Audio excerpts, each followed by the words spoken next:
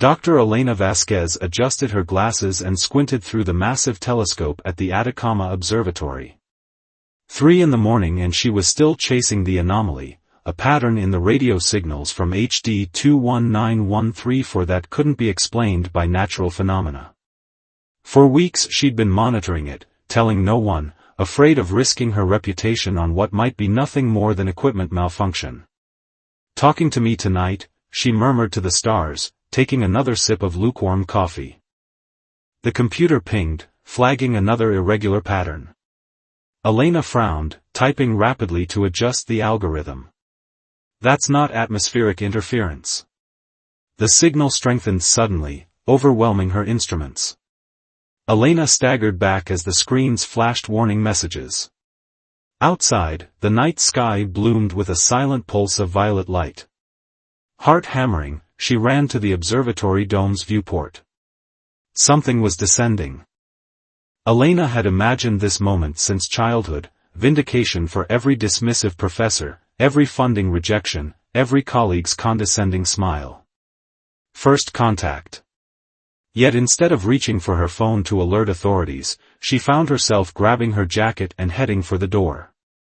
The object landed 3 kilometers from the observatory, in a secluded valley. Elena drove her battered jeep as close as she dared, then continued on foot, scientific curiosity overwhelming caution. Over the ridge, she froze. The craft resembled an elongated teardrop of liquid metal, pulsing with subtle bioluminescence. No visible seams, no landing gear, no obvious propulsion system. Pure, elegant engineering that made human technology look primitive by comparison. As Elena approached, a section of the hull rippled. She halted, breath suspended in her lungs. A figure emerged, tall and slender with a distinctly feminine silhouette. Her skin shimmered with an opalescent quality, shifting between deep indigo and violet. Instead of hair, delicate tendrils flowed from her scalp, moving with subtle purpose. 4 arms emerged from a torso covered in what might have been ceremonial armor or perhaps a biological exoskeleton. The being's eyes locked onto Elena, vertical pupils within violet irises that reflected starlight like polished gems. "Dr. Elena Vasquez," the alien said in perfect, unaccented English. "I am Lysithea, sovereign of the 7th constellation, keeper of the void current, queen of the Nizari." Elena's scientific mind raced through possibilities, telepathy, surveillance, advanced linguistics technology, but her voice emerged small and human. "How do you know my name? We have studied your transmissions. Your research. Your mind." Lysithea moved closer, her movement like water flowing uphill, impossible yet graceful. "Among your species, you alone have come closest to understanding the principles that bind consciousness to cosmos."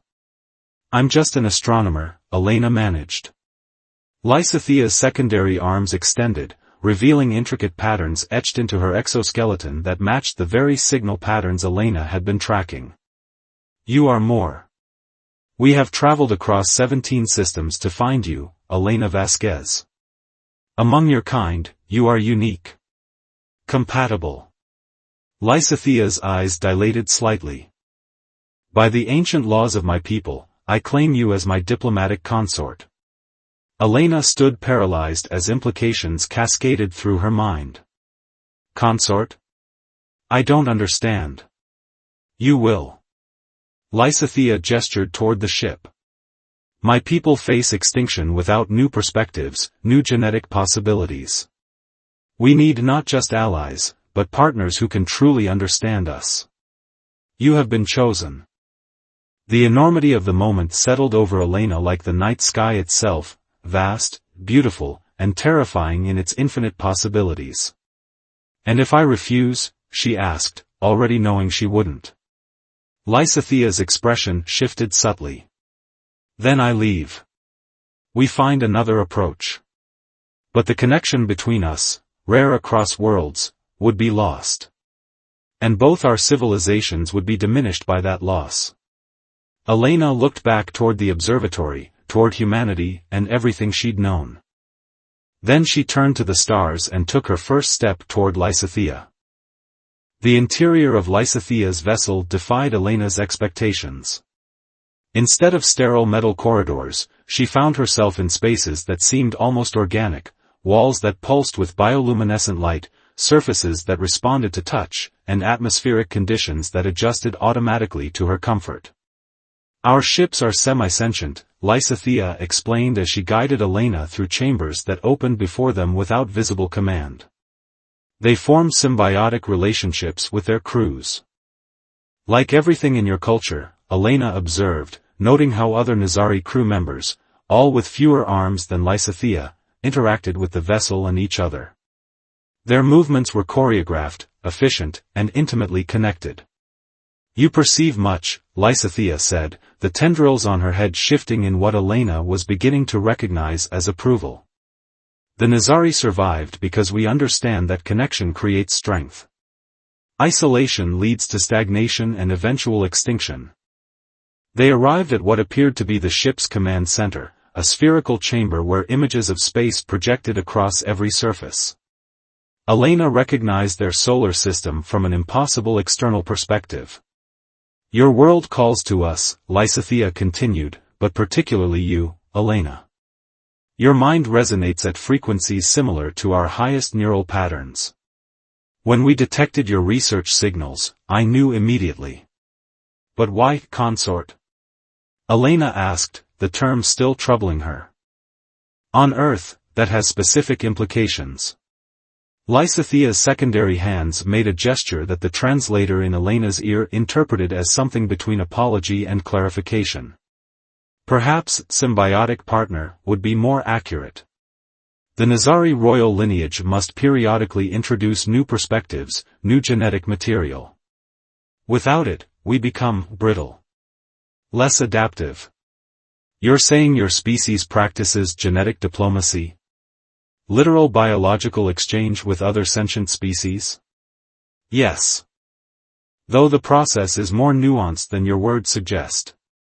Lysithea touched Elena's arm with her primary right hand, the first physical contact between them. A pleasant tingling sensation spread from the point of contact. The bond forms gradually, with full consent and understanding from both parties. Before Elena could respond, a lower-ranked Nazari entered, his skin a paler blue than the Queen's. After a complex series of gestures, Lysithea turned to Elena with concern evident in her alien features. "Your military has detected our presence. They are mobilizing." Elena's stomach dropped. "Let me talk to them. I can explain." "They are not yet approaching with diplomacy in mind," Lysithea said grimly. "We must prepare contingencies." 3 other high-ranking Nazari entered, their movements agitated. They spoke rapidly in their native tongue, a complex series of clicks and harmonic tones that Elena's translator struggled to process. "Your advisors don't trust me," Elena guessed. "They fear what they do not understand," Lysithea replied. "As do your people." She turned to her council. "Elena Vasquez stands under my protection and represents our best hope for peaceful relations with Earth. And if peace is impossible, ask the tallest advisor, his skin almost white with stress patterns."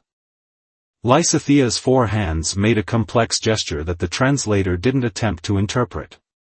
"Then we have still found the one mind among humans capable of preserving our legacy. Either way, Elena Vasquez is essential." The implications chilled Elena. Was she a diplomatic bridge or an insurance policy? A genuine partner or merely genetic material to be preserved if Earth proved hostile? As if sensing her doubts, Lysithea dismissed her counsel and approached Elena. "Your world faces a moment of tremendous change. How they respond to us will determine the course of your species' development." "And us?" Elena asked. "What determines the course of whatever this is between us?" Lysithea's tendrils swayed thoughtfully. "That remains to be written, Elena Vasquez. But know this, among my people, a queen chooses her consort for genuine compatibility, not mere political advantage. Their eyes met, alien to human, and Elena felt something indefinable shift between them, something simultaneously terrifying and exhilarating. The moment was broken by alarm tones resonating through the ship. "Earth has launched aircraft toward our position," Lysithea said, suddenly every inch the sovereign commander rather than the potential partner. "The time for hiding is over. We must show ourselves, and our intentions, before fear leads to irreversible actions." Elena squared her shoulders. "Then let me speak for you. Let me be the bridge." Lysithea's four hands performed another complex gesture, but this time Elena understood without translation. It meant trust, commitment, and something deeper that human language had no single word for. The choice had been made.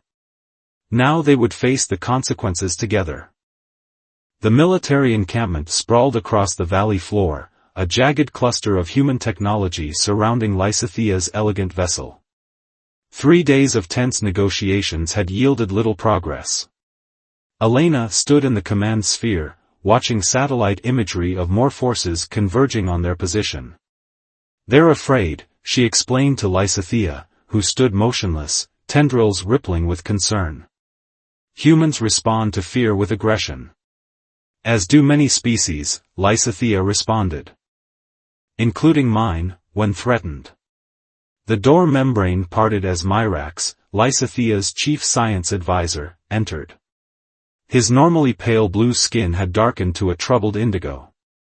"The humans have deployed what they call specialized containment equipment," he reported. "Our scans indicate technology designed to neutralize our ship's primary systems." "How would they have such technology?" Elena asked, alarmed. "They've never encountered your kind before." Lysithea and Myrax exchanged meaningful glances. "You are not the first human world we have visited," Lysithea admitted. "Though it has been many millennia since our last contact." Elena felt a stab of betrayal. "You didn't think that was important to mention?" "It was another branch of humanity, on another world," Myrax interjected. "The genetic divergence is significant." "Other human worlds?" Elena struggled to process this revelation. "Are you saying we're not native to Earth?"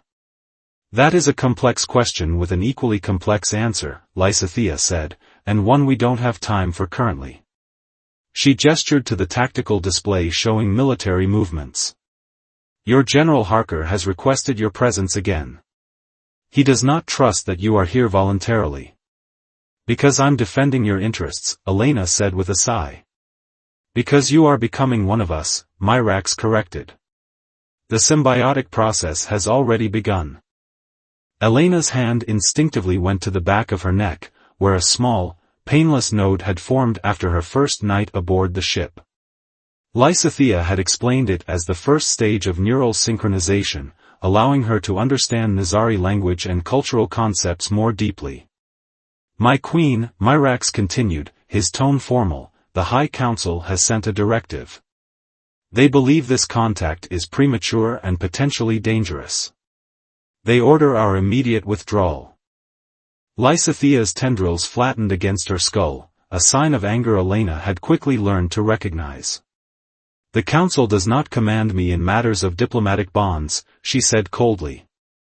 "With respect, this has become more than a diplomatic matter," Myrax persisted. "Commander Thaxel's battle fleet has altered course. They will arrive within 2 planetary rotations." "Thaxel?"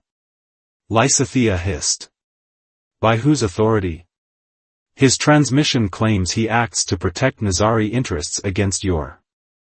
Myrax glanced uncomfortably at Elena, compromised judgment. Elena understood immediately. "He's using me to challenge your rule, isn't he? Claiming your interest in me clouds your decisions." "My cousin has always sought ways to undermine my authority," Lysithea confirmed. "This situation provides him the perfect opportunity." A human communication officer appeared on the main display. "Dr. Vasquez, General Harker demands your presence immediately." "Alone?" Elena looked to Lysithea, who gave a slight nod. "We are running out of options," the Queen said quietly. Perhaps you can reach them where I cannot. As Elena prepared to leave, Lysithea took her hands, all four of hers enfolding Elena's too. Be careful. There are now factions on both sides who would benefit from conflict rather than understanding. The walk through the checkpoint reminded Elena how much had changed in mere days. Soldiers who had once been colleagues now watched her with suspicion. The small node on her neck felt conspicuous, though it remained hidden under her hair. General Harker waited in a prefabricated command center, his expression grave. Dr. Vasquez, our patience is exhausted. Either you convince your hosts to surrender their technology willingly, or we take more direct measures. Direct measures will lead to disaster, General, Elena replied evenly. Their capabilities far exceed ours. Do they? Harker's smile didn't reach his eyes. We've been analyzing their vessel. We have countermeasures ready. A chill ran through Elena as she realized the truth. You've had alien technology already. That's how you developed countermeasures so quickly. Harker's expression confirmed her suspicion. Let's just say this isn't humanity's first rodeo with visitors. Now, are you going to cooperate, or has your loyalty completely shifted? Elena thought of Lysithea, of the connection growing between them, of the nodes synchronizing their nervous systems. She thought of Earth, her home, caught unawares in a power struggle between alien factions. My loyalty is to preventing bloodshed, she answered carefully. On both sides. Harker leaned forward. Then convince your queen to leave. Without you. The ultimatum hung in the air between them, a choice between worlds that Elena wasn't prepared to make. Elena paced the perimeter of her quarters aboard Lysithea's ship, the general's ultimatum echoing in her mind. Through the translucent walls, she could see Earth forces had doubled overnight, a ring of steel tightening around the alien vessel. They're afraid of what they don't understand, she told Lysithea, who sat motionless in the center of the room, her forearms arranged in a meditative posture. As are my people, the Queen replied. Thaxel's fleet will arrive tomorrow. He has declared my judgment compromised and claims emergency powers to rescue me from human influence. While Earth's military wants to rescue me from you, Elena said with bitter irony. Both sides using us as excuses for the confrontation they actually want. Lysithea's tendrils rippled with concern. The bond between us threatens power structures on both worlds. Those who benefit from separation rather than connection will always resist such bridges. Elena felt the node at the base of her skull pulse warmly. Over the past days, her connection to Lysithea had deepened beyond mere alliance. She found herself understanding Nizari concepts that had no human equivalent, perceiving patterns invisible to normal human cognition. There's something I haven't told you, Elena said suddenly, decision crystallizing. Something I've hidden from everyone my entire life. Lysithea's vertical pupils dilated with interest. My brain doesn't work like other humans, Elena continued. Since childhood, I've been able to perceive patterns others can't see, process information in ways that frightened my teachers. I learned to hide it, to present my discoveries as the result of conventional research. This is why our minds resonated, Lysithea said, understanding immediately. Your neural patterns already had structures compatible with Nizari consciousness. More than compatible, Elena confirmed. The node you gave me didn't just help me understand your people, it unlocked abilities I've suppressed my entire life. To demonstrate, Elena focused on the environmental controls across the room. Without touching them, she altered the chamber's lighting through pure mental intention. Lysithea's tendrils shot upright in surprise. Neural manipulation at a distance, the Queen whispered. Even among my people, such abilities are rare and require extensive training. I think I can use this, Elena said. If I can demonstrate a true symbiotic partnership, show both sides what's possible when our species work together rather than against each other. Her plan was interrupted by an urgent communication. Myrax's face appeared on the display, his skin pale with alarm. My queen, we've detected encrypted communications between Thaxel's advanced scouts and human military channels.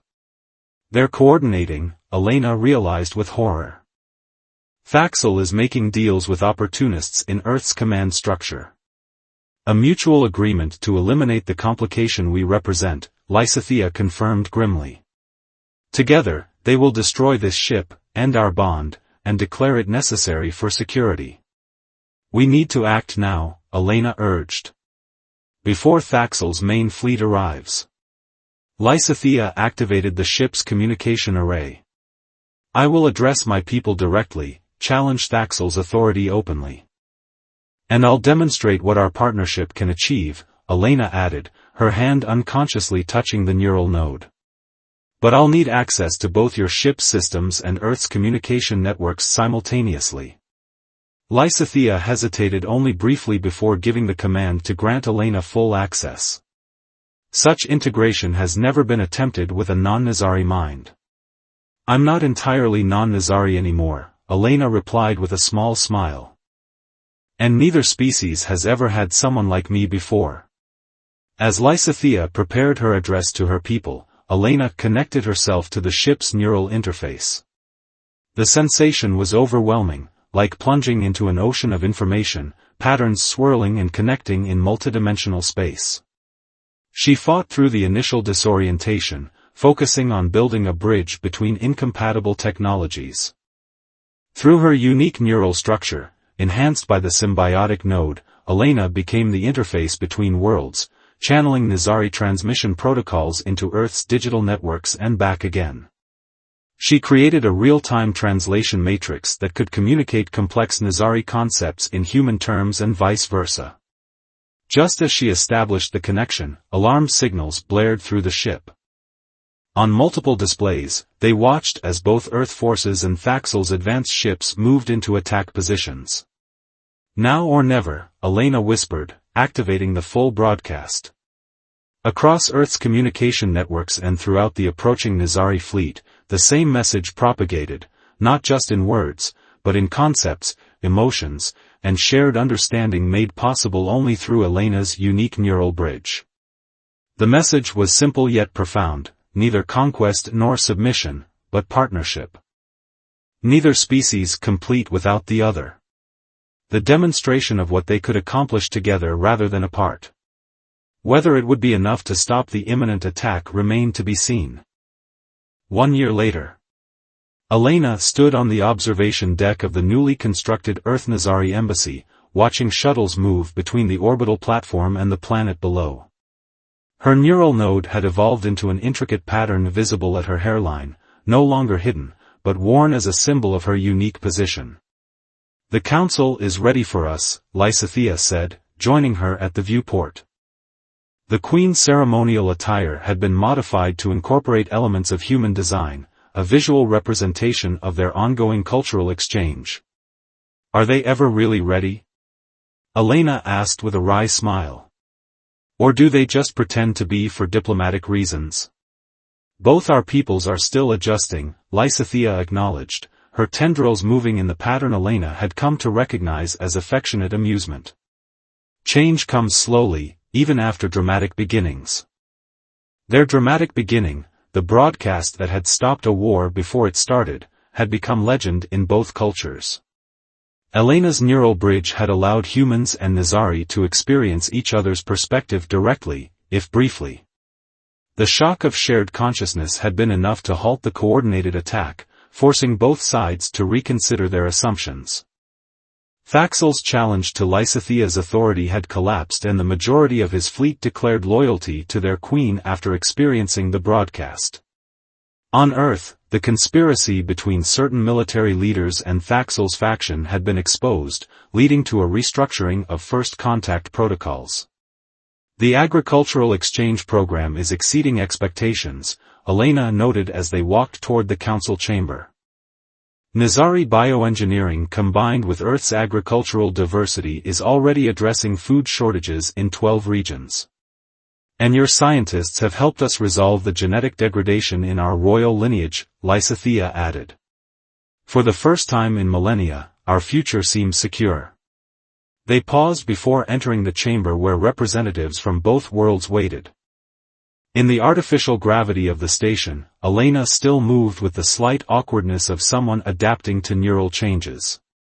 Her consciousness now existed partially in human patterns and partially in Nazari ones, a true hybrid that allowed her to bridge perspectives in ways no translator could match. The medical teams have requested more time with you, Lysithea said gently. They're concerned about the accelerated changes to your neural structure. The changes are stabilizing, Elena assured her. And the benefits outweigh the adjustment period. She didn't mention the occasional migraines, the disorienting shifts in perception. Some prices were worth paying. They entered the council chamber together, neither as traditional diplomatic representatives nor quite as the consorts Lysithea had initially declared them to be. Their relationship had evolved into something without precedent in either culture, a genuine symbiosis of minds that maintained individual identity while creating something greater than the sum of its parts. The meeting proceeded with the now familiar rhythm of human-Nazari cooperation.